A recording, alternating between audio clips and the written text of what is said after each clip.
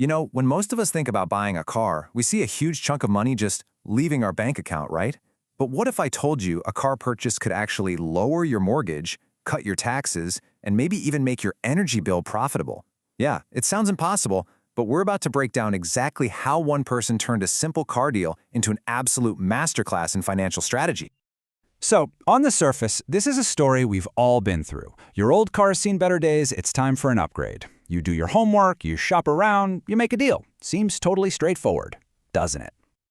Well, as you probably guessed, there is so much more going on here. This wasn't just about getting new wheels. This was a calculated, strategic move in a much, much bigger financial game.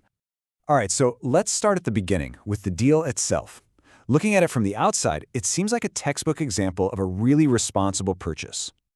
So here are the raw numbers. A 2023 plug-in hybrid for 31,000 New Zealand dollars, a pretty decent trade-in value for the old car.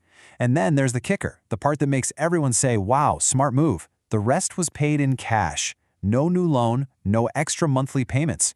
It looks like a perfect, financially sound decision, plain and simple. And this is where the story takes its first big twist. Paid in cash sounds simple, right? But the source of that cash is our first clue that we're dealing with something way more sophisticated than just a quick trip to the bank. Turns out, the cash didn't come from a checking or savings account, no. It was strategically unlocked from a leveraged investment portfolio.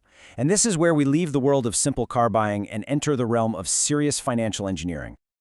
Okay, so for anyone who's not familiar, a leveraged account is kind of like using the equity in your house to invest. Your broker lets you borrow money against the assets you already own. Now, this can totally supercharge your returns, but, it also ramps up the risk. The key thing to understand is that the broker sees some of your assets as much better collateral than others. Now, this is where it gets really clever. Check out the choice that was made here.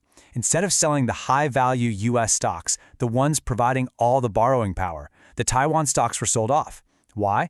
Well, because those stocks had a 100% margin requirement, which is just a fancy way of saying they offered zero leverage value. From a leverage perspective, they were basically dead weight in the portfolio. And that is the genius of this move. By selling off the assets that weren't doing any heavy lifting, the cash for the car was raised, but the engine of the investment portfolio, its ability to borrow and grow, was left completely untouched. It was like a surgical strike that funded the purchase while keeping the entire investment strategy intact. Okay, so the car is paid for, but believe it or not, the optimization is just getting started. Let's peel back the next layer of this thing, the mortgage. This is where it gets even more creative. So the bank had already said no to any new borrowing. So the whole approach was reframed. The argument became, look, this isn't about getting new money, this is about restructuring the debt we already have. By letting the old fixed rate expire, a portion of that mortgage could then be reclassified under the bank's own green energy program, all thanks to buying an energy-efficient vehicle. And the result of that incredibly clever reframing? A jaw-dropping 1% interest rate. I mean, come on. In an environment where rates are much, much higher, locking in 1% is a massive, massive win. Let that sink in for a second. This move slashed the interest rate on a chunk of the mortgage from over 5% all the way down to just 1% for the next 3 years. This didn't just help pay for the car, it actively lowered the overall cost of living by dramatically cutting the mortgage interest payments. So we've got the car, we've got a newly optimized mortgage, but we're still not done. The final piece of this puzzle turns the car from a depreciating asset into an active part of a home energy system that, wait for it, actually generates a profit. This whole thing is based on a concept called energy arbitrage. It's basically buy low, sell high for electricity. The home has solar panels and a battery. So at night, when demand is low, they buy electricity from the grid for super cheap, like 12.5 cents per kilowatt hour. Then, during the day, when demand is high and power is expensive, the solar system sells power back to the grid for more than double that price. And this is where the new plug-in hybrid fits in perfectly. It plugs in and charges overnight using that ultra-cheap electricity, which makes the cost to fuel the car incredibly low. Meanwhile, the home's solar system is primed to sell expensive power back to the grid at a profit. So the car isn't just cheap to run, it's now part of a system that is actively making money. Now you might be asking, hey, why not a full electric vehicle? And the answer came down to a simple tax calculation. In New Zealand, the road user charge for a PHEV is exactly half of what it is for a full EV. So this choice maximized all the benefits of electric driving while literally cutting the tax bill for driving in half. Another brilliant optimization.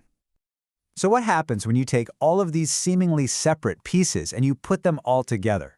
Well, you don't just have a car and a house anymore. You get something far more powerful. You get a fully integrated financial machine.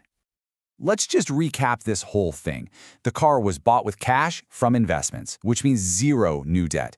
By selling the right assets, the portfolio's borrowing power stayed strong. The mortgage rate got slashed down to just 1%. The car now basically runs on profitable electricity. And even the driving taxes were cut in half. Every single move was connected to the others, creating one incredibly efficient financial system. And this quote from the person who did all this just sums it up perfectly. This shows a powerful shift in thinking. It's about seeing a major purchase not as some isolated expense, but as a golden opportunity to optimize your entire financial and energy ecosystem. And that really leaves all of us with a challenge, doesn't it? This story isn't just about cars or mortgages. It's about a mindset. So take a look at the separate parts of your own financial life, your savings, your debt, your home, any big purchases you're thinking about. Stop seeing them as separate problems, and instead, start asking yourself, where are the hidden connections? How can you make all of those parts work together to build a smarter, more efficient system for your future?